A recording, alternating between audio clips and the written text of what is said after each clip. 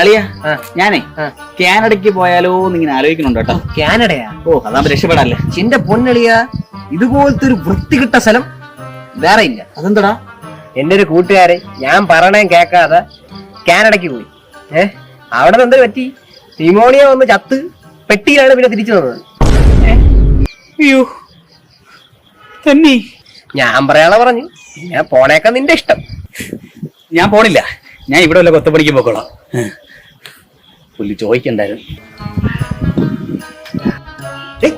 നീ എന്തിനാ അങ്ങോട്ടായിക്കൊണ്ടിരിക്കണം? നീയാ? അപ്പൊ ഞാനേ ഈ വീട് മേടിച്ചാലോ എന്ന് ആലോചിച്ചോണ്ടിരിക്കുവായിരുന്നു. ഈ വീടാ? വീടൊക്കെ കാണാൻ കൊള്ളാം. പിന്നെ കണ്ടില്ലേ, കുന്നിന്റെ മണ്ടയിലാണ് നിക്കണത്. ഒരൊറ്റ മഴ പെയ്താ മതി, എല്ലാം കൂടെ കുത്തി ഒഴിച്ച് താഴെ പോയി കിടക്കും.